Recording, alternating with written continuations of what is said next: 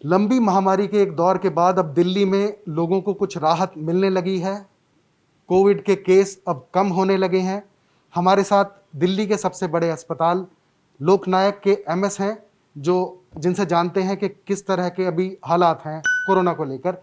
Sir, क्या अभी position है दिल्ली में? आपको यहाँ सबसे बड़ा अस्पताल है, तो किस तरह के हालात अभी लग रहे हैं? अभी काफ़ी स्थिति पहले से बेहतर हुई है और अब जो पर डे एडमिशन है वो 10 से नीचे आ गए हैं। पहले हमारे पास 190 200 पेशेंट्स एडमिशन के लिए रोज़ आते थे।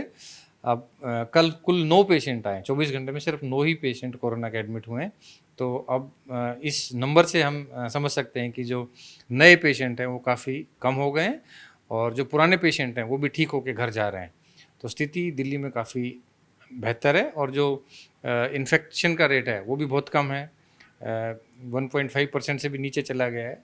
तो ये हमारे लिए बहुत ही खुशी की बात है कि जो नए केसेज हैं वो अब नहीं आ रहे हैं और रिकवरी भी काफ़ी अच्छी हो रही है। पेशेंट काफ़ी खुश हैं और ठीक होकर घर जा रहे हैं। लेकिन सर, जो मौत के आंकड़े हैं वो कम नहीं हो रहे हैं, हालांकि जो कोविड पॉजिटिव हैं देखिए, वो जो कम हो रहे पेशेंट्स ऑलरेडी आईसीयू में हैं या ऑलरेडी मल्टी ऑर्गन फेलियर है या वेंटिलेटर पर हैं और पूरा जो दिल्ली का ये आंकड़ा रहता है, तो उसमें जो पेशेंट सिक हैं, मल्टी ऑर्गन फेलियर है या डायलिसिस पे चल रहा है, तो उसका जो सारे केसेस हैं वो वाले हैं जिनको कि कॉम्प्लिकेशन है। जो पेशेंट्स ऑक्सीजन जिनका 92 93 से ऊपर है वो ज़्यादातर ठीक होकर घर चले गए हैं।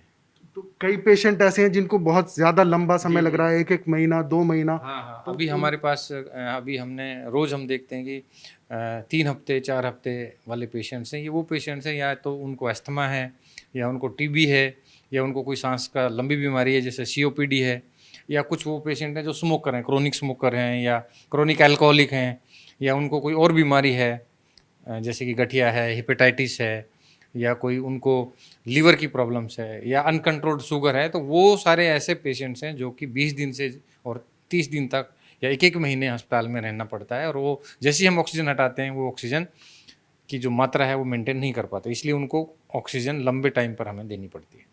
तो ये जो केस कम हो रहे हैं उसके पीछे क्या आपका एक आकलन है उसको देखिए, लेकर? सबसे बड़ा तो कारण है कि माननीय मुख्यमंत्री जी ने यहाँ पे लॉकडाउन जो दिल्ली में लगाया, तो सबसे बड़ा फैक्टर तो लॉकडाउन की वजह से केसेस कम हुए। दूसरा कारण है कि लोग अब काफ़ी समझदार हो गए, पहले से बाहर नहीं निकल रहे हैं, कोविड जो अप्रोप्रिएट बिहेवियर है उसका पालन कर रहे हैं।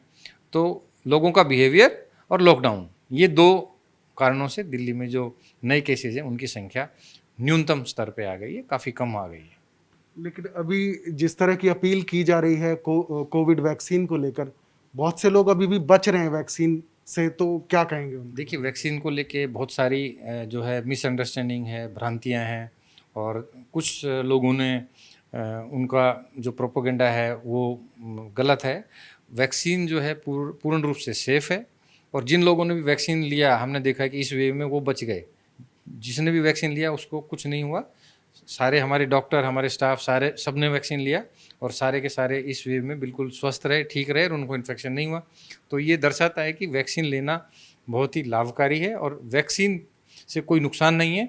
जो भी अफवाहें हैं वैक्सीन को लेके, उनसे दूर रहें और तुरंत अपना वैक्सीन लगवाएं। वैक्सीन से ही आप आगे कोरोना से बच सकते हैं। लेकिन कई लोगों की मौत भी हुई है वैक्सीन के बावजूद। नहीं, जो एक दो केसेस रिपोर्ट हुए वो उनको प्री एग्जिस्टिंग इलनेस था, जैसे मान लो किसी का वाल ख़राब है या किसी को हार्ट की प्रॉब्लम है, तो वो वैक्सीन लगने के 24 घंटे बाद या 48 घंटे बाद जो भी केसेस डेथ रिपोर्ट हुई हैं वो उस तरह के हैं जो कि वैक्सीन की वजह से नहीं हुई।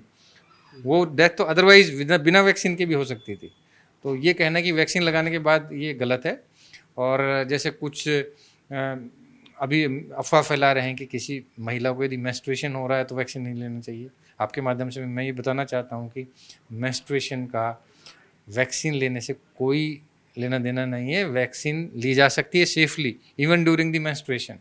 सो this is the false propaganda which is spread in the general public.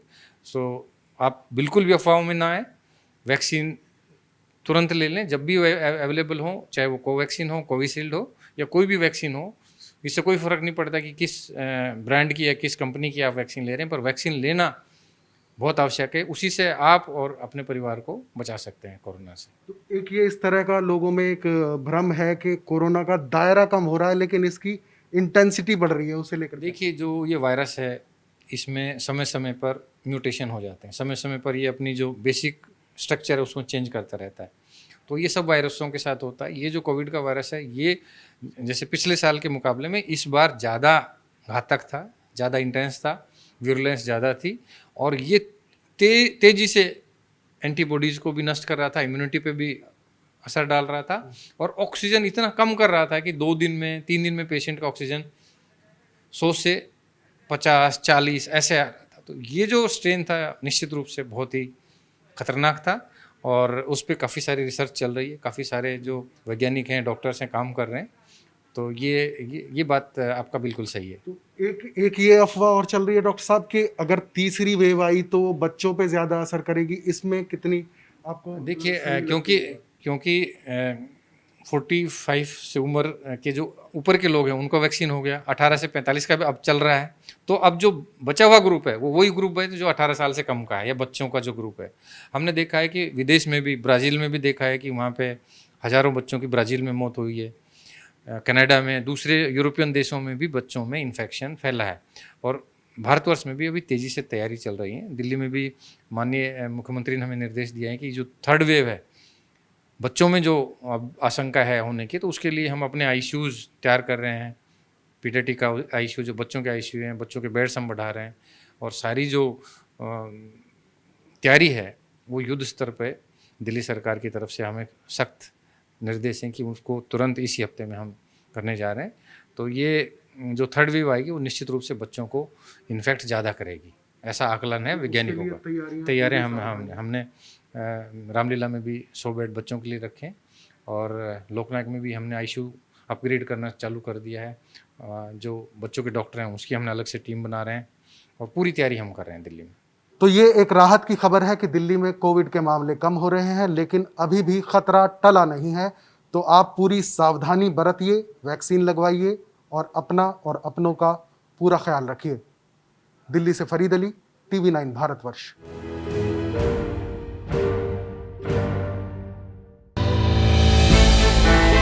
हमने की गलती फिर एक बार, कोरोना ने किया दोबारा प्रहार। मास्क, 2 गज दूरी, करें अपनी सुरक्षा पूरी। कोरोना टीका हम सबको लगाना है, मिलकर साथ समझदारी से कोरोना को हराना है।